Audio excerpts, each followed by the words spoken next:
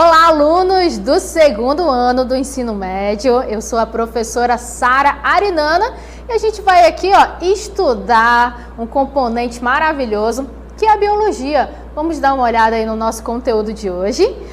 Vamos falar sobre sistema digestório. Gente, sistema digestório, fica até com fome agora.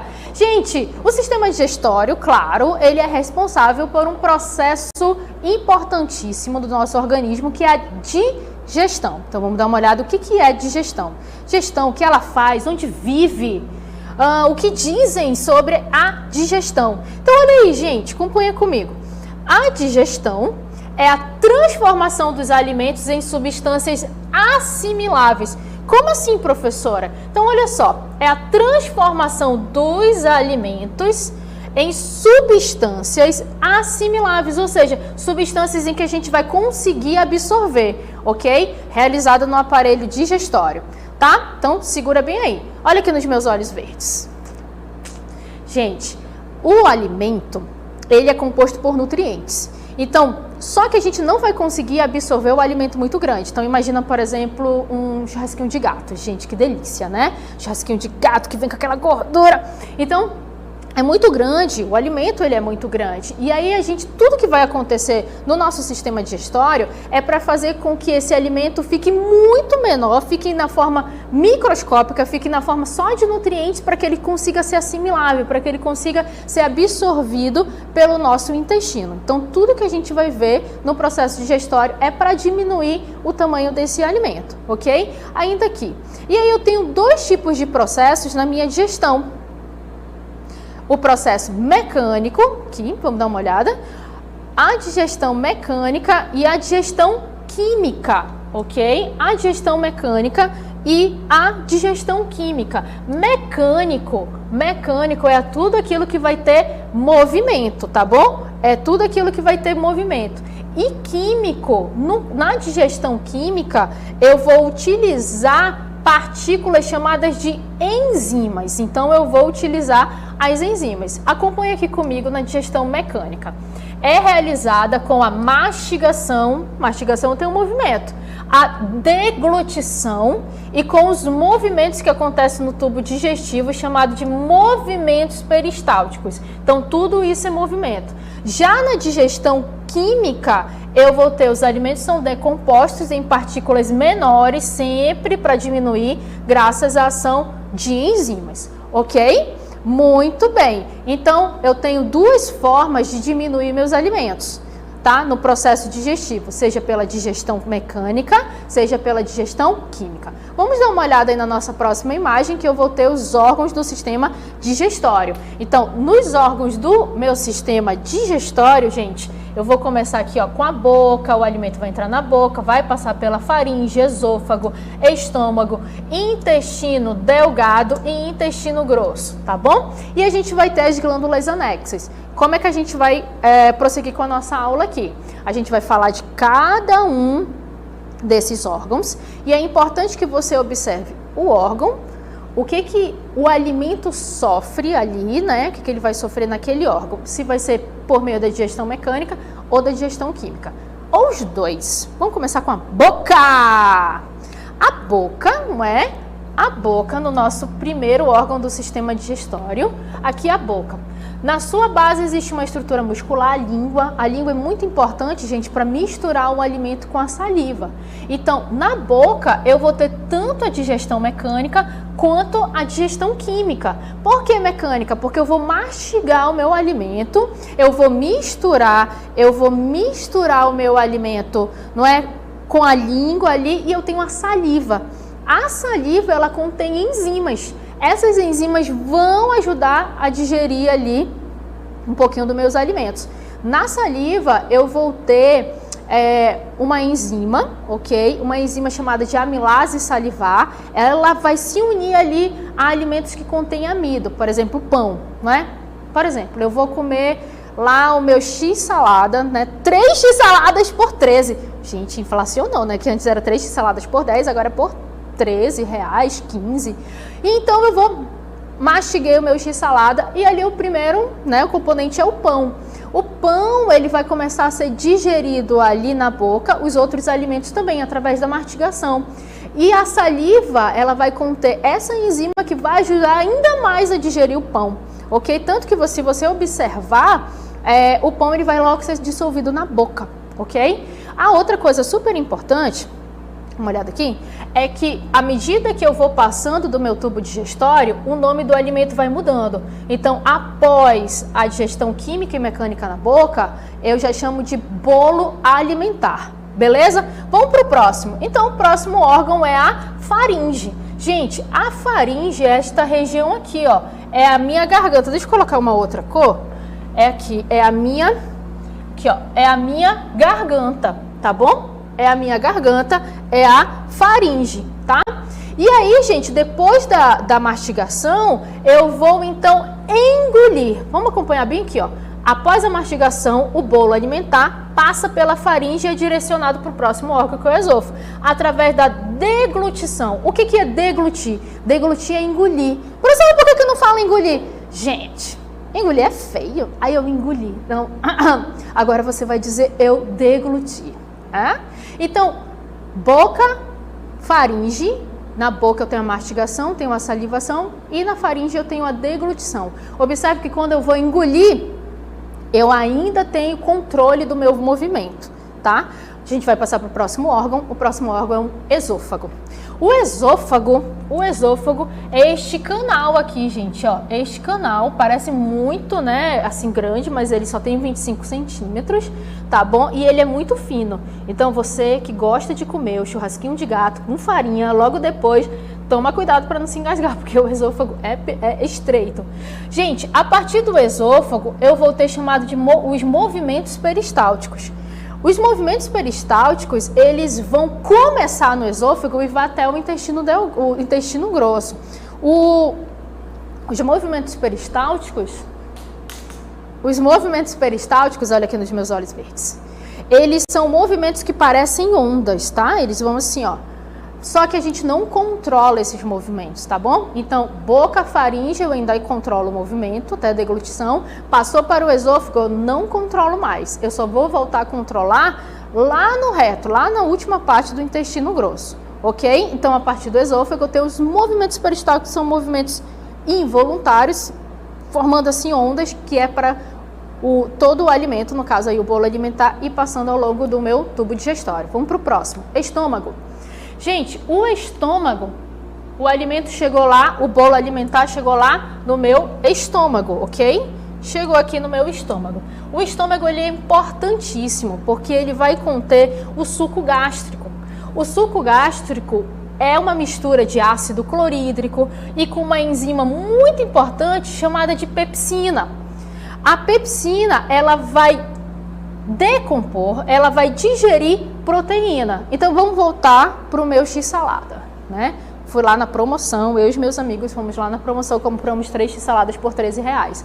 O pão, ele já começa a ser digerido lá na boca, lembra? Formei o bolo alimentar, veio para faringe, esôfago, e a carne que já sofreu também mastigação, ela vai receber ali, ó, vai receber também o suco gástrico. O suco gástrico vai ali amolecer o alimento, porque ele tem ácido clorídrico, e a enzima pepsina vai agir diretamente na carne, porque ela vai agir sobre proteínas, beleza? Lembra, todo o processo digestivo, todo o processo é exatamente para decompor, deixar o alimento em forma microscópica.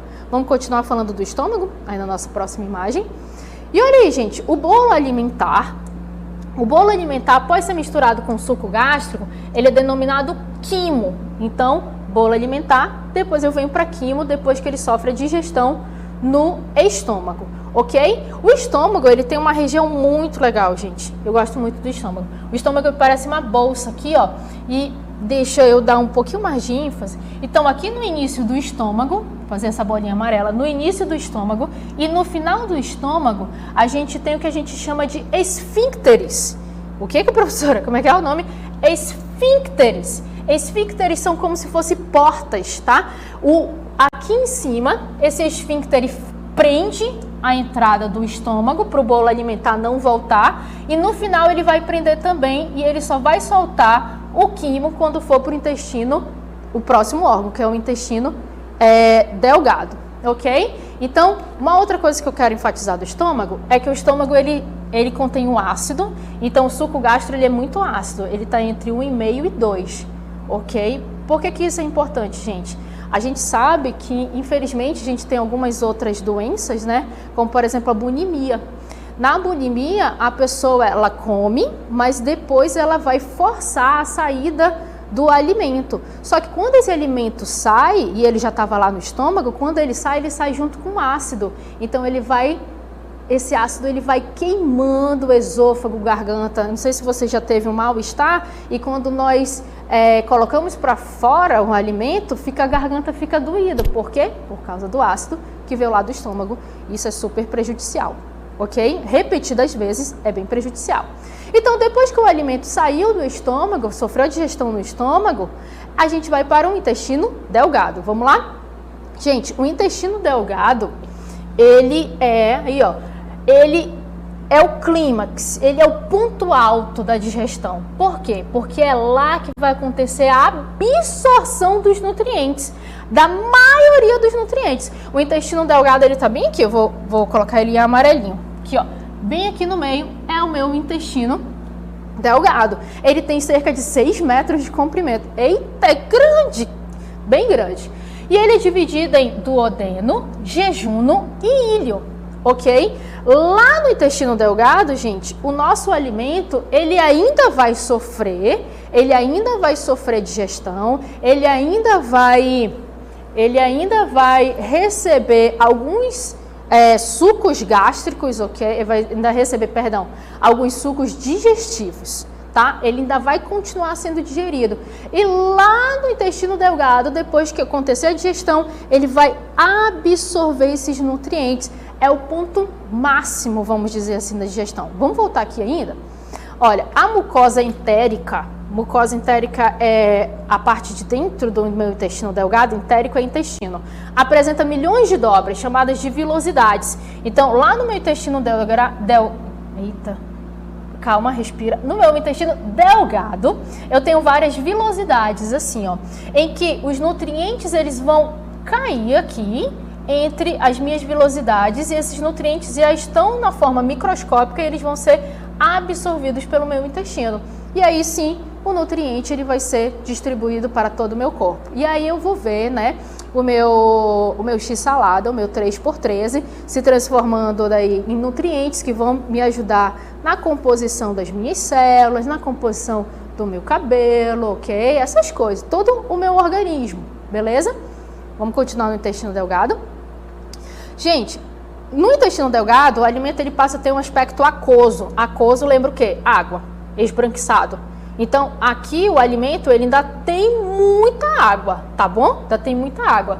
Ele vai receber alguns sucos digestivos, suco do próprio intestino entérico, a bile que vem do fígado e o suco pancreático que vem do pâncreas. E aí o alimento ele vai ser agora chamado de quilo. Ele estava sendo chamado de quimo, agora ele vai ser chamado de quilo, ok? E por fim, o nosso último órgão é o intestino grosso. Deixa eu marcar o intestino grosso bem aqui para você. O intestino grosso é aqui, ó, tá? Em amarelinho, beleza? Esse é todo o meu intestino grosso. Muito bem. Lá no intestino grosso, gente, eu vou ter a absorção de água. A absorção de água. Lembra que eu falei para você que tinha muita água vinda lá do quilo? Ok? A outra coisa que eu também vou ter é a formação de fezes no meu intestino grosso. Então, à medida que vai absorvendo água, vai formando fezes até a última etapa, que é aqui, ó, no reto. É aí que as fezes vão se acumular, ok? Passamos por todo o nosso tubo digestório, boca, faringe, esôfago, estômago, intestino delgado, intestino grosso. Só que eu também tenho alguns sucos digestivos que vão ajudar nisso tudo que eu fui falando ao longo para vocês. São chamados de órgãos anexos do nosso intestino delgado. Vamos olhar o primeiro, glândulas salivares. Eu não sei vocês, mas toda vez que eu falo glândulas salivares ou saliva, eu salivo, né? Já pensou? Um monte de gente salivando aí agora. Então, gente, as glândulas salivares, ok? Eu tenho 3 aqui, ó. Eu tenho as parótidas, bem aqui, aí eu vou ter as sublinguais e as submandibulares. Sublinguais e submandibulares. Elas vão o quê? Produzir a saliva, como o próprio nome está dizendo. E o legal da saliva é que ela tem essa enzima chamada de pitialina ou amilase salivar, que eu falei para vocês, que ela vai agir sobre o amido. O amido tem aonde? No pão, no arroz, ok? Outra glândula anexa é o fígado. O fígado, ele produz a bile, tá? A bile, ela vai emulsificar é dissolver, tá? Gorduras. Muito bem. Então, o fígado produz a bile, ela fica, então ela serve para emulsificar gorduras, ela vai dissolver. Por exemplo, quando a gente come tucumã é muito gorduroso, né? Quem vai ajudar a desfazer ali a gordura é a bile, ok? Vamos para o próximo? A nossa próxima glândula anexa é o pâncreas. O pâncreas, ele é assim, gente, ele tem muitas enzimas. Ele vai produzir o suco pancreático e vai, nesse suco pancreático, eu vou ter várias enzimas que vão digerir proteína, carboidrato, né? Carboidratos, ok? Vai ser muito. É tipo um time que ganha tudo, assim, Campeonato Paulista, é o que? Copa do Brasil, Libertadores, é tipo isso, o pâncreas, o suco pancreático. Beleza? Vamos dar uma olhada, por fim, no nosso sistema digestório e os principais órgãos? Vamos dar uma olhada? Gente, então aí a gente tem, por fim, olha aí, ó. Deixa eu dar uma aumentadinha aqui para você. Olha aí, a gente tem a boca, não é? Logo em seguida, eu vou ter a faringe, ok? Então, ó, boca, a faringe, o esôfago, é por onde tudo o nosso organismo vai, o nosso bolo alimentar vai passar. Em seguida, ele vai passar por onde? Ele vai passar aqui, ó, pelo estômago, ok? No estômago, então, ele vai vir para cá. Ele vai vir aqui, ó, pro intestino delgado. No intestino delgado, ele vai receber bile, ele vai receber suco pancreático, ok? E o próprio suco entérico. E aí, então, vai acontecer a absorção aqui no intestino delgado e, por fim, o alimento ele vai vir para cá, para o intestino grosso, onde vai ter a absorção de água e formação de fezes. Pronto, acabou o nosso sistema digestório. Beleza? Espero que você tenha aprendido bastante. Agora a gente vai para a nossa dinâmica local.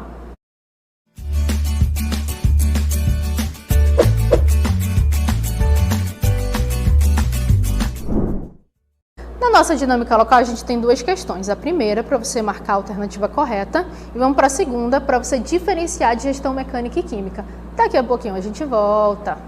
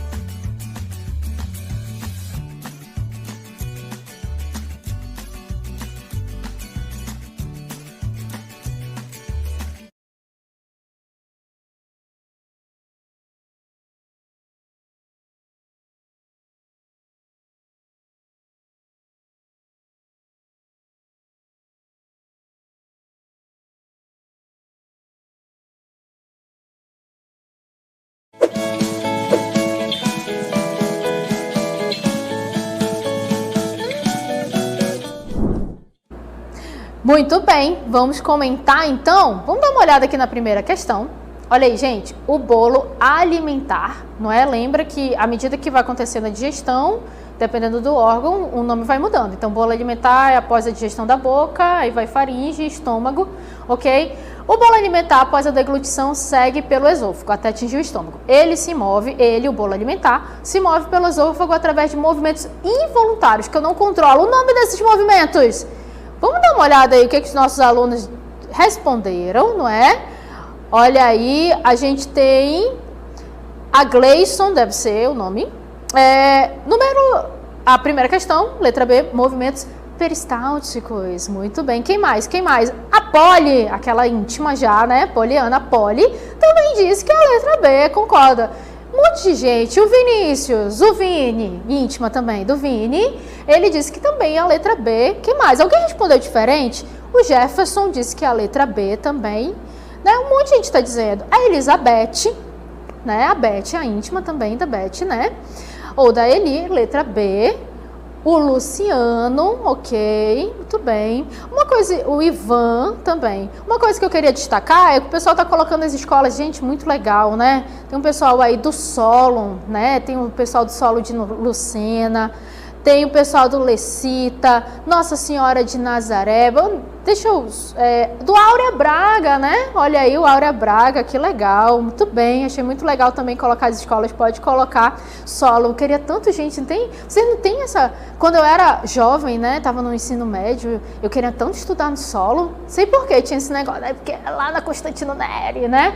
Mas eu estudei no Marco Antônio Vilaça, não é o da polícia, estudei lá. Tive meus melhores anos também lá. Vamos falar da primeira questão, então. Todo mundo acertou, gente! Movimentos peristálticos. Vamos dar uma olhada no comentário? Gente, os movimentos peristálticos são movimentos involuntários, ou seja, movimentos que eu não controlo, tá? Nem sinto, ok? Ele começa lá no esôfago. Deixa eu trocar aqui a minha cor. Né? Ele começa lá no esôfago e aí ele vai para outras partes do tubo digestório, vai até o intestino grosso, até lá no finalzinho do reto, tá? Permite a movimentação do alimento ao longo do meu intestino, do meu tubo digestório. Na segunda questão, eu tenho aí, diferencie digestão mecânica e química.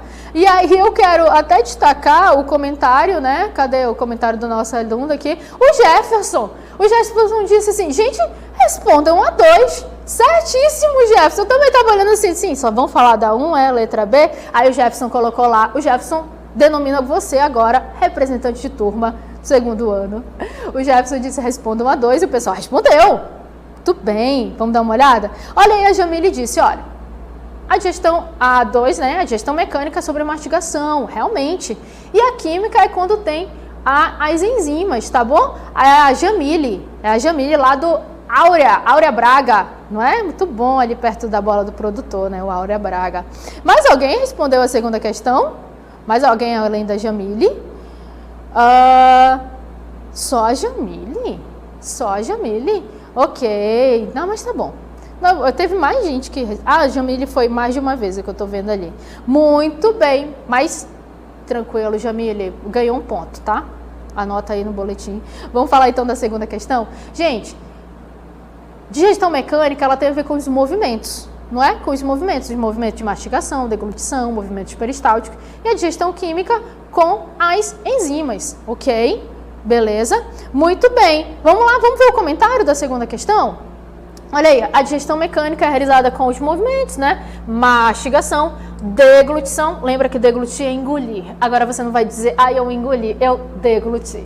Então tem os movimentos também peristálticos aí envolvidos na digestão mecânica, tá? Já na digestão química, eu tenho a ação das enzimas. As enzimas que vão aí decompor o nosso alimento. Beleza? Gente... Espero que você tenha aprendido bastante sobre esse sistema que é fantástico, o sistema digestório. Reitero que você pode dar uma olhada lá no Aula em Casa YouTube, né? Aula em Casa 3, lá no nosso canal no YouTube. Beijo, até mais!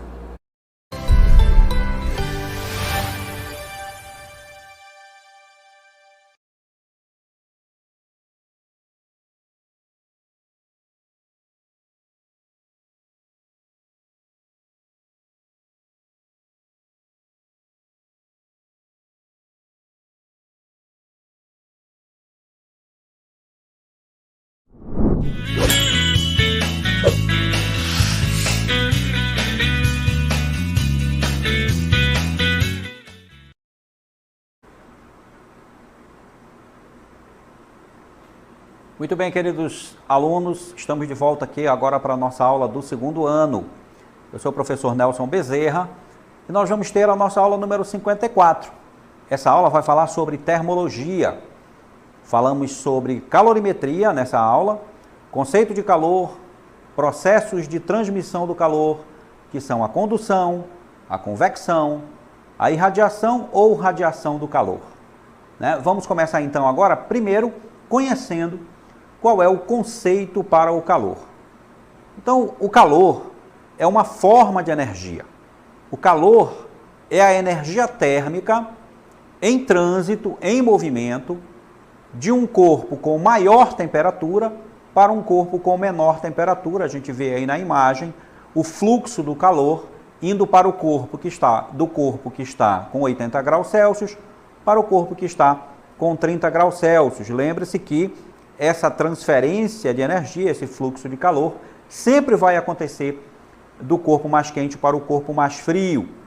E aí as formas com que esse calor pode se transferir de um corpo para o outro é aquilo que nós chamamos de processos de transmissão do calor. Esses processos são 3 que nós vamos estudar agora, começando com o primeiro processo, que é o processo da condução. Então, na condução do calor, a energia térmica que está em movimento, que é o calor, ela propaga-se em virtude da agitação molecular. Esse processo é mais eficiente em materiais como os metais, os sólidos, tá, pessoal? E os metais, que são bons condutores de calor, eles conduzem o calor, através desse processo chamado de condução. Na imagem que a gente vai ver agora, a gente tem aí uma ideia de como acontece essa condução. Veja que nós temos aí uma barra metálica sendo aquecida de um lado, a chama de uma vela, e as moléculas que estão posicionadas nesta região, próximas aonde está a fonte de calor, elas começam a se agitar mais devido ao aumento de temperatura. E aí o calor ele vai se propagando, se transferindo de molécula para molécula até que o calor possa aquecer toda a barra. O calor vai sendo transferido molécula a molécula do material. É o que a gente chama de condução do calor. Tá certo, pessoal? Assim que acontece, então, esse processo de condução. Nesse processo, a gente tem uma grandeza chamada de fluxo de calor. Esse fluxo de calor ele pode ser calculado através de uma expressão matemática, simbolizado aí pela letra grega φ, e é definido como sendo a quantidade de calor, a quantidade de energia que atravessa um corpo em um determinado intervalo de tempo. Então, o fluxo de calor é a quantidade de calor que atravessa um corpo por unidade de tempo. Essa equação aí foi definida pelo físico e matemático Fourier, que determinou essa expressão através de experiências, de experimentos práticos, através da quantidade de calor que atravessa o corpo. Essa lei, a lei de Fourier, ela enuncia que a quantidade de calor que atravessa um corpo sólido, sob uma diferença de temperatura constante, é diretamente proporcional à área da seção transversal A, a diferença de temperatura delta θ entre as regiões separadas pela parede e ao tempo t de transmissão, o intervalo de tempo. E também é inversamente proporcional à extensão atravessada ou à espessura E da parede do material. Matematicamente, aí está essa expressão, onde Q é igual a uma constante, essa constante K, multiplicada pela área do material, multiplicada pela diferença de temperatura, também multiplicada pelo intervalo de tempo em que isso acontece, e tudo isso dividido, então, pela espessura do material. Assim, a gente pode calcular essa quantidade de calor que atravessa o material. Essa constante de proporcionalidade, que a gente chama de K, é uma característica do material que constitui o sólido, porque o sólido pode ser o ferro, pode ser a prata, pode ser o ouro, Então, o K é uma constante que é chamada de condutividade térmica do material. E ela é normalmente dada, usualmente dada, na unidade caloria por segundo vezes centímetro vezes grau Celsius. Mas no Sistema Internacional de Unidades, a condutividade térmica, K, é expressa em watts por metro Kelvin, vezes Kelvin. Então aí a gente falou da nossa condução. E agora vamos continuar então aqui falando dos processos de transmissão do calor, agora falando sobre a convecção do calor. Então veja só, pessoal, a convecção é um outro tipo de processo de transmissão do calor, de transmissão de energia, que acontece nas massas fluidas, ou seja, acontece nos líquidos. Se a condução é um processo que acontece nos sólidos, a convecção é o processo de transferência de energia, de transferência de calor, que acontece nos líquidos. E os líquidos, então, se deslocam de uma região para outra em virtude da diferença de densidade dos fluidos existentes nessa região. Então, veja, no esquema que a gente vai ver agora, a gente vai ver que esse movimento, né, de massas líquidas, ele acontece pela seguinte razão. Veja que os fluidos que estão mais quentes, eles têm a tendência de ocupar a parte superior do ambiente, né? Os fluidos mais quentes, eles sobem, eles se dirigem para a parte de cima, enquanto os fluidos mais frios descem, ocupando a parte de baixo ali da região onde está acontecendo essa transferência de energia. Veja que a gente chama esse movimento dos fluidos de correntes de convecção. E eles acontecem aí normalmente, né? Uma das razões pelas quais a gente coloca o ar-condicionado na parte de cima, né? Na parte superior do quarto, para que lá ele possa coletar o ar mais quente. E o ar mais frio que sai do ar-condicionado vai se depositar na parte mais baixa do quarto. Veja que quando a gente coloca uma panela para ser aquecida no fogão, a gente pode observar as correntes de convecção também. Observe aí na imagem que aqui está a fonte de calor e a fonte de calor aquece o líquido na parte mais baixa da panela, né, próxima ao seu fundo. Então, essas massas de água que estão quentes, elas sobem e a parte fria desce, onde vai ser aquecida e sobe novamente depois de aquecida e vai constantemente trocando de lugar até que todo o líquido esteja aquecido na panela. São as correntes de convecção, tá? Isso acontece também nas brisas litorâneas, né? A relação que acontece dos ventos se dá a transferência de energia através da convecção entre massas de ar, né? A troca de massa de ar quente pela troca de massa de ar frio provoca os ventos aí no nosso planeta, né?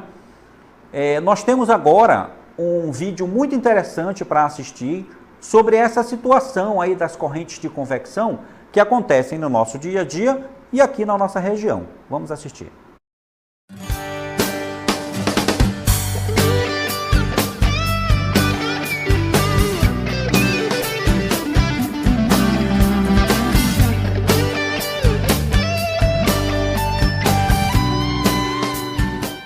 A gente está aqui agora para participar da sua aula, não é mesmo? Falando sobre a questão da convecção, que é uma dinâmica que acontece no clima da nossa região amazônica.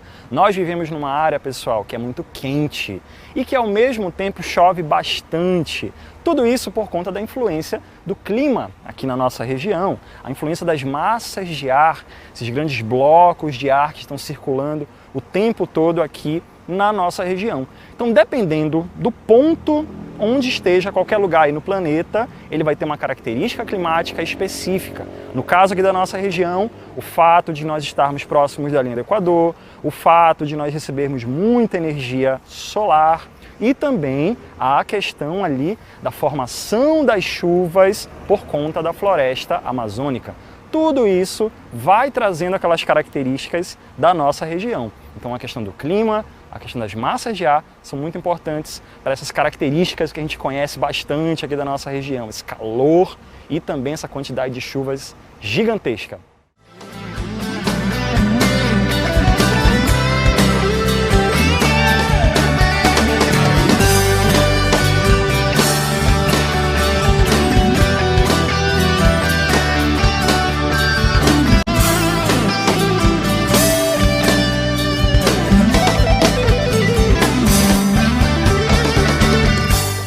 E é aqui, direto da torre do Museu da Amazônia, o MUSA, dentro aí da Reserva Adolfo Duque, aqui em Manaus, que a gente vai continuar o nosso assunto sobre o clima aqui na Amazônia. A gente está verificando aqui essa vista, né, gigantesca, que mostra aí todas as características, né, da floresta amazônica, essa floresta fechada, densa, e muita coisa também está relacionada com a questão climática aqui da nossa região. A formação das chuvas, das nuvens, estão diretamente relacionadas com o calor da nossa região. A gente vive num clima equatorial, como a gente já sabe, então o ar quente, que é muito comum aqui nessas áreas, acaba formando as chamadas chuvas convectivas. Esse ar quente que tem aqui, muito úmido, a tendência dele é ele subir numa velocidade muito maior, formando essas nuvens aí que a gente está vendo e logo em seguida já desabando na superfície. Aqui na nossa região, pessoal, a quantidade de chuva é tão grande que é formada por conta da chamada evapotranspiração da floresta e acaba formando uma quantidade de nuvens gigantesca, formando inclusive chuvas que vão embora para outras regiões. São chamados rios voadores, muito conhecidos aí na nossa região. São as chuvas a partir das massas de ar que saem daqui da região e vão embora para outras regiões aí do Brasil, levando nuvens lá para o sudeste, levando chuvas para lá, para aquela região. E é com essa imagem que eu deixo vocês aí finalizando essa participação. Essa é a dinâmica climática da nossa região, diretamente aqui do Museu da Amazônia. É com você aí, professor. Boa aula! Muito bem, pessoal, muito bem. Agradeço aí a participação do professor Jefferson, um ótimo professor aqui do nosso Centro de Mídias, falando aí sobre essa questão das correntes de convecção na formação de chuvas, né? Mostrando que a física aí está realmente presente com você no seu cotidiano aí. E é importante que um dia você tiver tempo, né, que ainda não visitou, visitar o nosso MUSA.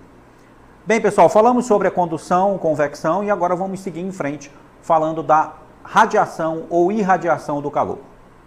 Nesse tipo de transferência do calor, os corpos, né, eles estando em qualquer temperatura, como você vai ver aí na imagem, né, da pessoa se aquecendo numa fogueira, né, estando em qualquer temperatura, qualquer corpo irradia ondas eletromagnéticas ou radiação, né? É claro que com a temperatura mais elevada, essas ondas eletromagnéticas são mais intensas, mas todo corpo irradia uma certa energia. Então, pessoal, essa energia irradiada pelo corpo é também uma forma de transmissão do calor, que é chamada de irradiação térmica. As características, né, dessa radiação, elas dependem da temperatura que o corpo se encontra, verificando-se que quanto maior a temperatura, maior a frequência, e aí maior também a quantidade de energia. É aquilo que eu falei, os corpos que estão a temperaturas mais elevadas, eles tendem a irradiar mais energia por irradiação do que aqueles que estão mais frios, né?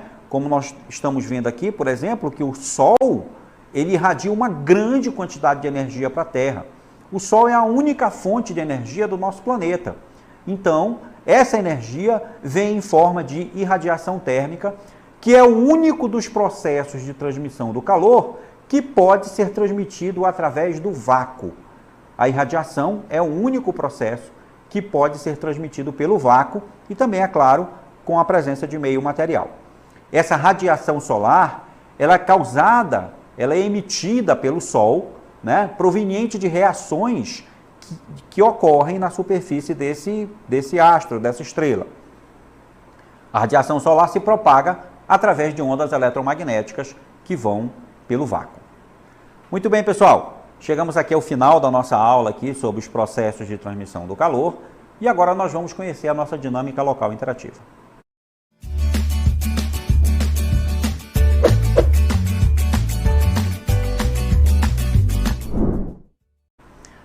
Muito bem, pessoal, temos aí duas questões para nós respondermos, né? E a questão número 1, você vai ler com bastante atenção e vai marcar qual é a alternativa que você acha que é a correta para essa situação. Já na questão número 2 também, a mesma dinâmica, você tem aí afirmações a respeito dos processos de propagação do calor, você lê, escolhe a correta e daqui a pouco a gente volta para a correção.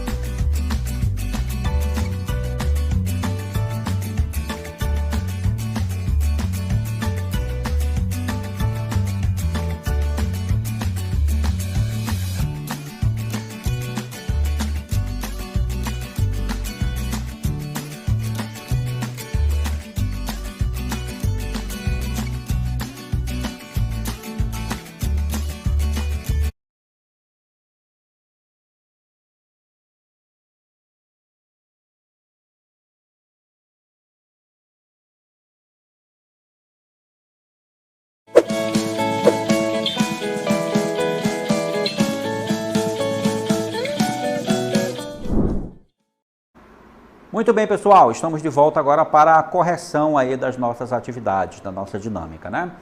Estamos vendo aqui algumas respostas de alguns alunos aí no chat, né? O pessoal participando bastante. Então, veja, para a nossa primeira questão, nós temos aí, por exemplo, o Jefferson respondendo letra A para a primeira. Nós temos também aí Cleice respondendo também a segunda questão, colocando letra E. Ariane também respondendo aí primeira questão letra A, segunda letra E. Alexander, questão 1 letra A, questão 2 letra E. Colocando aí as respostas, né? Luça Elis, né? Luçaeli, eu acho que é, né? Respondendo aí também as questões. Bem, pessoal, vamos agora, tem também o Pedro respondendo aí a questão número 1, letra A. E nós vamos então agora para a nossa correção, né? Vamos ver aí, eu vejo que todo mundo acertou aí a primeira questão, que fala sobre essa situação de um recipiente cilíndrico sendo aquecido na chama de um fogão, né?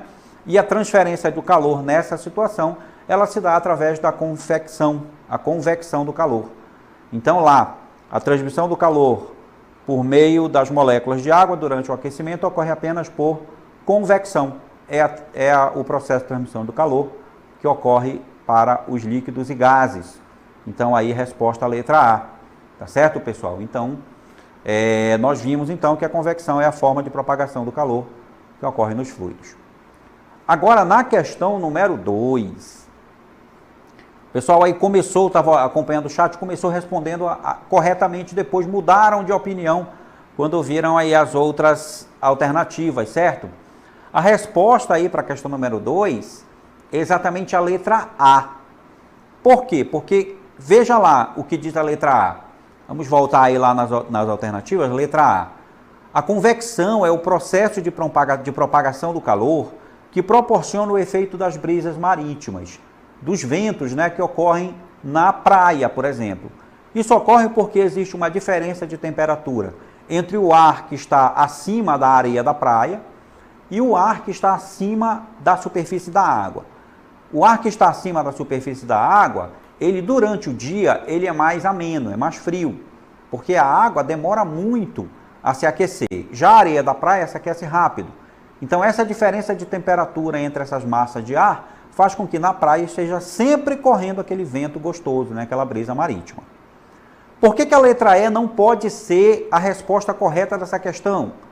A irradiação é um processo de transferência de calor que ocorre por meio de ondas eletromagnéticas. Até aí, muito bom. Até aí, tudo certo. Mas dizer que essas ondas pertencem ao espectro visível somente, né? Ondas do espectro visível, é que está errado. Porque as ondas eletromagnéticas a gente nem sempre consegue enxergar.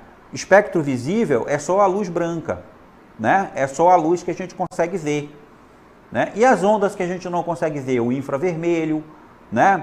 Os raios gama, os raios ultravioleta.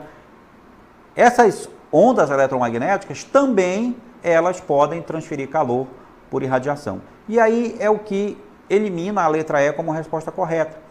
Eu não posso dizer que elas pertencem só ao espectro visível. Toda a gama do espectro eletromagnético pode transferir energia por irradiação. Então é isso, pessoal. Eu agradeço a participação de todos e até a próxima aula.